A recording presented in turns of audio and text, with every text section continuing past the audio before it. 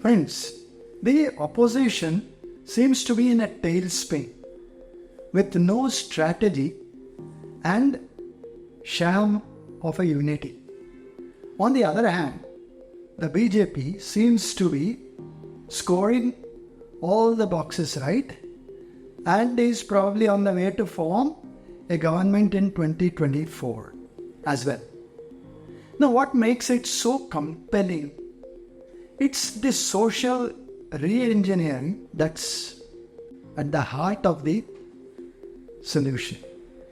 It's impeccable and its development programs are spot on. Its media cell works overtime and its outreach through a multitude of organizations in a blockchain-like network is extremely efficient. Though humans can hear 20 and 20,000 hertz, between that range, BJP's ears seem to hear outside the range too. Their ears are to the ground. The recent happening bears this out. While everyone, including the then MVA government, was lulled into a sense of false stability, BJP was active and up and running. COVID-19 admittedly put the brakes on the work of the progress. But then, the leaders need to be doubly vigilant when there is a lull in the proceedings. That did not happen. And the BJP saw a crack in the precariously positioned government's door for it to widen it as much as possible so that an entire elephant could get in. For a beginning, the MBA leader should have known that his party was ideologically not very different from the BJP, and its aligning with political opposites was always going to be a tenuous and fragile exercise. Thus, the fault lines were drawn even before the Aghadi government could be formed. In any government, not everyone can be accommodated for a ministerial berth, ideology or no ideology, which means that there will always be some who will turn difficult at the first opportunity. That the earlier Sena as a party could not see what was coming was unfortunate. Several of the earlier Sena satraps simply went away to form another group. The trump they held was an alignment to Hindutva and a steadfast refusal to merge with BJP. After that, they just went from strength to strength, albeit with a little help and push from the overly friendly, the then opposition. It would have suited BJP had they just merged with them. However, such a move would have kept both, the broth for the original Sena brewing. Shrewd as they were, the BJP leader wanted the Sena cut to size and achieved it with aplomb. They aligned with the breakaway group on a Hindutva plank, which squeezed out the little space left with the original Sena. The public perception, however, was still with the earlier Sena, which was not going to be, good in the long run for the BJP, from the BJP perspective. That was addressed by a master stroke of getting the new Sena leader to be the CM of the group. Now, what must the earlier Sena do now? That the earlier Sena was completely bereft of ideas in this onslaught is as much a credit to the strategy and foresight of BJP as it is to the bankruptcy of ideas within the earlier Sena. Whereas it should have promptly jumped the baggage that they carried and muster the people perception in their favor, they just sat back and watched the drama unfold with a few inane statements that did no good to their cause. They promptly forgot that all was fair in love and war, and especially in politics. What followed was an encore, and even more bizarre. The only difference was that a new party was involved. The NCP now followed the motions set with exactly the same narrative. Now friends, the social engineering part. NDA ranks are swelling by the day, with most smaller parties joining them. This is as much to the political acumen of BJP as to their organizational capabilities. With both earlier Sena and the earlier NCP in their fold now, what and who can stop the BJP from making effective inroads into the Maharashtra hinterland?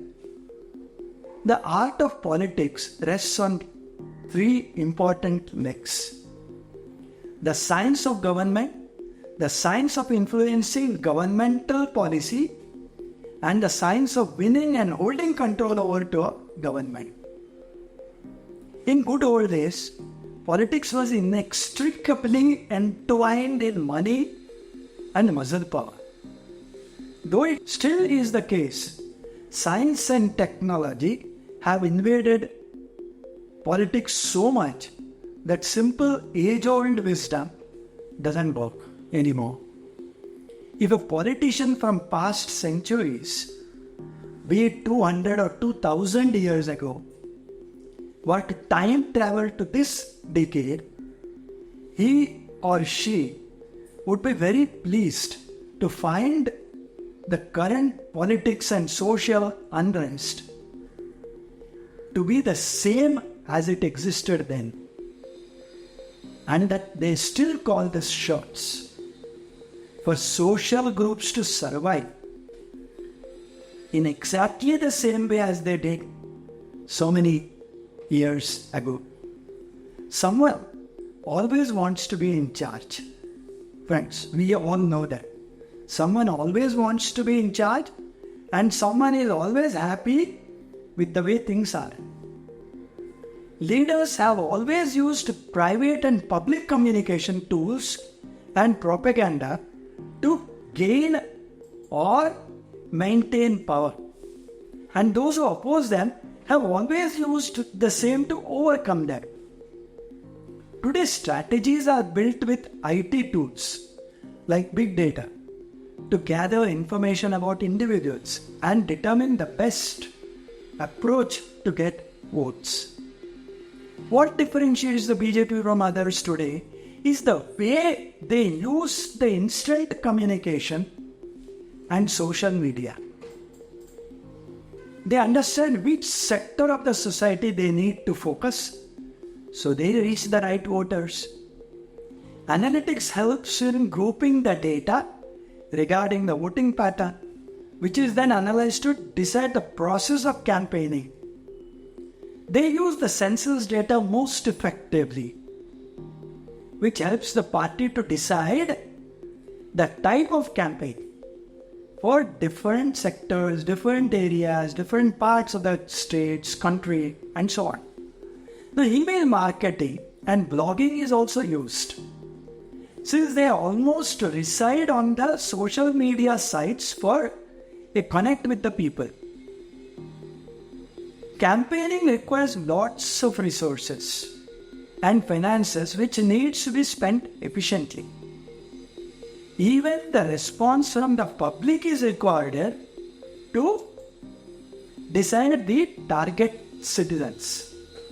The media too is used innovatively in branding. Further, use of mobile analytics to make the system look transparent is most effective. Strategy and rendering necessary is left to the technology and the IT teams. What then remains? The leader. And the leader is currently just unstoppable, invincible, and unassailable. He drives the campaign from the front. He raises the aspirational values of the youth and delivers them with honesty. He assures rather than promises.